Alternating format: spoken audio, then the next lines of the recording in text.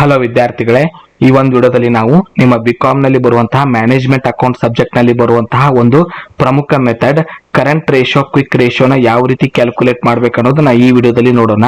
So ಇದು example, ಮತ್ತೊಂದು example ಮೂಲಕ ನಾನು ಈ ಮೆಥಡ್ ನ ನಿಮ್ಗೆ ತಿಳಿಸೋದಕ್ಕೆ ಪ್ರಯತ್ನ ಮಾಡ್ತಿದ್ದೀನಿ. ಇಲ್ಲೊಂದು ಎಕ್ಸಾಂಪಲ್ ತಗೊಂಡಿದ್ದೀನಿ. Calculate current ratio and liquid ratio from the following information of Ashok limited.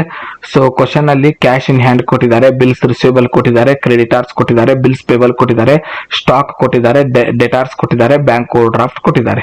So ನೀವು ನೆನ್ಪಿಟ್ಕೋಬೇಕಾಗಿರೋದೇನು, ನಾವು ಎರಡು ratio formula, current ratio formula ಏನು, current assets divided by current liability. Liquid ratio formula ಏನು ಅಥವಾ quick ratio formula. Quick ratio ಅಂದ್ರೂ ಅದೇ, liquid ratio ಅಂದ್ರೂ ಅದೇ, ಆಸಿಡ್ ಟೆಸ್ಟ್ ರೇಷಿಯೋ ಅಂತಂದ್ರು ಅದೇ, ಮೂರು ಅರ್ಥ ಒಂದೇ. ಸೊ ಕ್ವಿಕ್ ಅಸೆಟ್ ಅಂತ ಕೇಳಿ, ಲಿಕ್ವಿಡ್ ಅಸೆಟ್ ಅಂತ ಕೇಳಿ, ನೀವು ಒಂದೇ ಪ್ರಾಬ್ಲಮ್ ನ ಸಾಲ್ವ್ ಮಾಡ್ತೀರಾ. Quick asset divided by quick liability ಅದರ ಫಾರ್ಮುಲಾ. ಸೊ ಈಗ ಕ್ವಶನ್ ಅಲ್ಲಿ ಕರೆಂಟ್ ಅಸೆಟ್ ಯಾವುದು, ಕರೆಂಟ್ ಲಯಬಿಲಿಟಿ ಯಾವುದು, ಕ್ವಿಕ್ ಅಸೆಟ್ ಯಾವುದು, ಕ್ವಿಕ್ ಲಯಬಿಲಿಟಿ ಯಾವುದು, ಫಾರ್ಮೆಟ್ ನೆನ್ಪಿಟ್ಕೋಬೇಕು.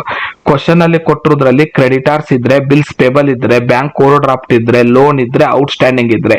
ಸೊ ಈ 5 ಶಬ್ದ ನೆನ್ಪಿಟ್ಕೊಳ್ಳಿ. Creditors, bills payable, bank over draft, loan, out standing.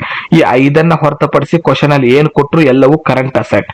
So 3 current liability ಕೊಟ್ಟಿದ್ದಾರೆ, ಉಳಿದಿದ್ದು ಎಷ್ಟಿದೆ 4 ಐಟಮ್. ಅವನ್ನ ನಾವು ಕರೆಂಟ್ ಅಸೆಟ್ ಅಂತ ಕರಿತೀವಿ. ಸೊ ಟೋಟಲ್ ಮಾಡ್ಕೊಂಡ್ರೆ ಕರೆಂಟ್ ಅಸೆಟ್ ಆಗುತ್ತೆ. ಆ ಟೋಟಲ್ ಮಾಡಿರೋ ಕರೆಂಟ್ ಅಸೆಟ್ ನಲ್ಲಿ ಸ್ಟಾಕ್ ಅಥವಾ ಅಡ್ವಾನ್ಸ್ ಇದ್ರೆ ಅದನ್ನ ಮೈನಸ್ ಮಾಡಿದಾಗ ಅದು ಕ್ವಿಕ್ ಅಸೆಟ್ ಆಗುತ್ತೆ. ನಾವು ಟೋಟಲ್ ಮಾಡಿರೋ 3 ಲಯಬಿಲಿಟಿದು ಕರೆಂಟ್ ಲಯಬಿಲಿಟಿ ಅಂತ ಕರಿತೀವಿ. ಈಗ 3 ಬಂದಿದೆ 5ರಲ್ಲಿ.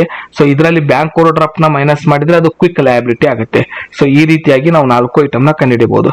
ನಾವು ಮೊದಲು ಕರೆಂಟ್ ರೇಷಿಯೋ ಬಿಡಿಸೋಣ. ಅದಕ್ಕೆ ಬೇಕಾಗಿರೋದು ಕರೆಂಟ್ ಅಸೆಟ್. ಸೊ ಕ್ವಶನ್ ಅಲ್ಲಿ ಇರುವಂತಹ cash in hand, bills receivable, stock ಮತ್ತು ಡೆಟಾರ್ಸ್ ನ ಟೋಟಲ್ ಮಾಡ್ಕೊಳ್ಳೋಣ. 3 ಲ್ಯಾಕ್ ಬರುತ್ತೆ. ಹಾಗೇನೆ ಕ್ವಶನ್ ಅಲ್ಲಿ ಇರುವಂತಹ liability creditors, bills payable, bank over draft ನ ಟೋಟಲ್ ಮಾಡೋಣ. ಅದು 1,50,000 ಬರುತ್ತೆ. ಎರಡೂನು ಡಿವೈಡೆಡ್ ಬೈ ಮಾಡಿದಾಗ ರೇಷಿಯೋ ಬರುತ್ತೆ 2.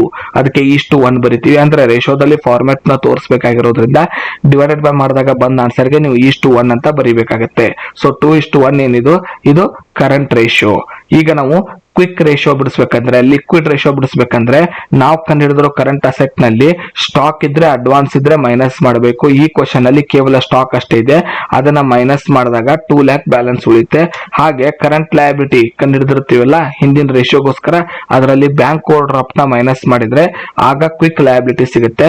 ಸೊ ಇದರಲ್ಲಿ ಬ್ಯಾಂಕ್ ಓವರ್ ಡ್ರಾಫ್ಟ್ ಬಂದಿದೆ, ಒಂದ್ ವೇಳೆ ಕೊಟ್ಟಿಲ್ಲ ಅಂದ್ರೆ ಕರೆಂಟ್ ಲಯಬಿಲಿಟಿನೇ ಕ್ವಿಕ್ ಲಯಬಿಲಿಟಿ ಅಂತ ತಗೋಬೇಕು. ಬ್ಯಾಂಕ್ ಓವರ್ ಡ್ರಾಫ್ಟ್ ಇದ್ರೆ ಮೈನಸ್ ಮಾಡಿ ಕಂಡುಹಿಡಿಬೇಕು. ಸೊ ಇದರಲ್ಲಿ ಇದೆ, ಮೈನಸ್ ಮಾಡಿ ನಾ ಕಂಡುಹಿಡಿದಿದ್ದೀನಿ. ಸೊ ಎರಡಕ್ಕೂ ಗೊತ್ತಾಯ್ತು. ಈಗ ಕ್ವಿಕ್ ಲಯಬಿಲಿಟಿ, ಕ್ವಿಕ್ ಅಸೆಟ್ ಅವುಗಳನ್ನ ಡಿವೈಡೆಡ್ ಬೈ ಮಾಡಿದಾಗ 2 ಆನ್ಸರ್ ಬರ್ತಾ ಇದೆ. ಅದಕ್ಕೆ 1 ಅಂತ ನಾವು ಬರೀಬೇಕು. ಸೊ ಈ ರೀತಿಯಾಗಿ ನೀವು ಕರೆಂಟ್ ರೇಷಿಯೋ ಮತ್ತು ಕ್ವಿಕ್ ರೇಷಿಯೋನ ಬಿಡಿಸೋದನ್ನ ನೆನ್ಪಿಟ್ಕೋಬೇಕು. ಧನ್ಯವಾದಗಳು. ಮುಂದಿನ ವಿಡಿಯೋದಲ್ಲಿ ಮತ್ತೊಂದು ಮೆಥಡ್ ನೊಂದಿಗೆ ಸಿಗೋಣ.